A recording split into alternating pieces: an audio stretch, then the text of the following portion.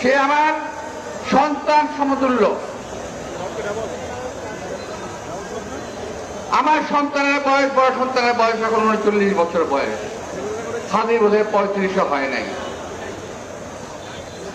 স্নেহতুল্য, স্নেহভাজন এই ছেলের উপরে আঘাত করাতে আমি মানসিকভাবেও অত্যন্ত বেশি ক্ষতিগ্রস্ত হয়েছি গতকাল।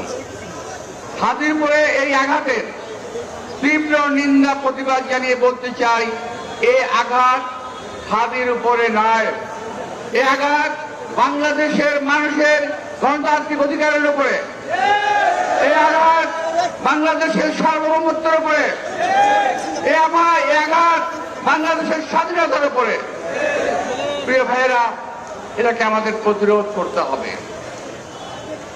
এই অপশক্তির কালো হাত ভেঙে দিতে হবে, এদেরকে দাঁত ভাঙার জবাব দিতে হবে।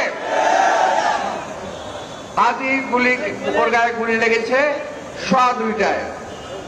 ঠিক 2:30টার সময় ফেসবুকে পোস্ট আসলো, সবাই গিয়ে যেখানে আছে ঐক্যবদ্ধ হও, কোন একটা বাসায় যেতে হবে, ইট খুলে নিয়ে আসতে হবে। ভাবতে পারছেন ব্যাপারটা কত পরিকল্পিত? এটাকে আরো সংহত করেছে। আমি যখন হসপিটালে যাই তখন তারা আক্রমণাত্মক স্লোগান দিচ্ছিল। আমি ভাই ঢাকার ছেলে, আমি ঢাকার রাজপথে মিছিল করে বড় হয়েছি, আমি ঢাকার রাজপথে আন্দোলন করে বড় হয়েছি।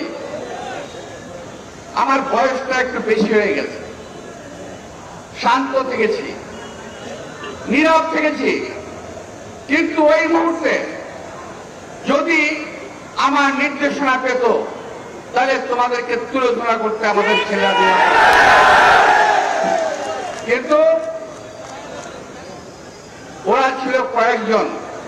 কিন্তু সবচেয়ে ইন্টারেস্টিং বিষয় হলো 150 থেকে 200 ছেলে, এরা কেউ হাদির সমর্থক নয়, এরা বিশেষ একটি রাজনৈতিক দলের অঙ্গ সংগঠনের কর্মীরা ছিল।